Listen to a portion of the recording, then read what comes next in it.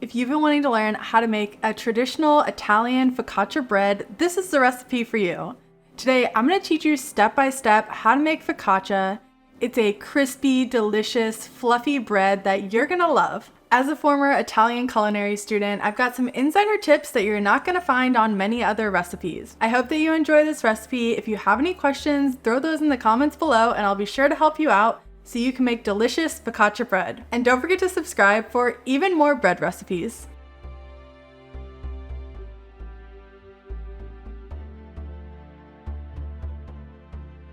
Start out by mixing bread flour and instant dry yeast in a stand mixer fitted with a dough hook attachment on medium-low speed. Next, with the mixer running slowly, add your water in 3 separate batches. Since focaccia is a high hydration dough, you need to allow the water to slowly absorb into the flour, which is why we do it in 3 different batches. After each batch, you'll notice the water slowly start to absorb, and once you don't see puddles of water, that's when you can add in your next batch of water. Mixing this focaccia dough does take a while, but it's really important to be patient and go slow so that way you have the best focaccia bread possible. Once you've added in your last batch of water, give it time to absorb, and then you'll pour in your sugar. Mix this until everything is thoroughly combined, and then we're moving on to our extra virgin olive oil. For this recipe, you'll want to make sure that you find a high quality extra virgin olive oil because the dough will taste exactly like this olive oil. It's part of the beauty of focaccia, but it also means that you'll need a high quality one that tastes delicious. Slowly pour in your extra virgin olive oil into the center of the dough.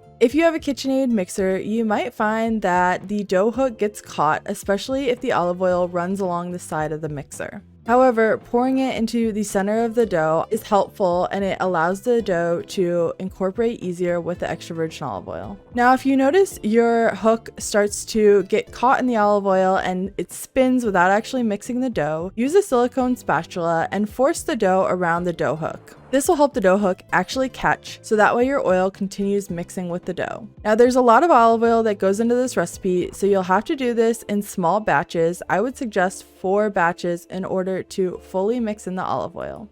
Once you've added in your last batch of olive oil, you'll also go ahead and add in your salt. This will help all of the oil to absorb. Then bump up your mixer speed to high and mix until you hear a popping sound, and the dough will also wrap around the dough hook. This usually takes about 1 to 2 additional minutes of mixing. At this point, the dough will be very smooth but also sticky. Roll the dough into a tight ball, then place it in an oiled bowl roughly 3 times the size of the dough. You'll cover that with plastic wrap and then allow it to rise in a warm, draft-free place until it's tripled in size. Typically, I like to put my dough somewhere near a window so it gets sunlight and natural heat. Your rise time will vary depending on the temperature of your environment, but the main thing is that it's tripled in size. Once you've reached this point, you'll generously oil the bottom and the sides of a 12 by 18 inch sheet pan. This is important because it ensures that the bread will not stick during the baking process. Pour the dough out on the baking sheet, and then we're going to use gravity to allow the dough to naturally stretch until it reaches the edge of the pan. If you notice the dough pulling back to the center after you've stretched it almost as far as it needs to go, just allow the dough to rest in the sheet pan for an additional 10 minutes.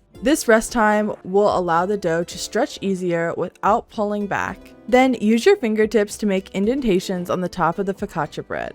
This is a signature of this type of bread, so don't skip this step. Next, we're making our focaccia topping, and this is something I learned directly from culinary school in Italy. It's a mixture of oil and water, and it really helps the top to crisp up.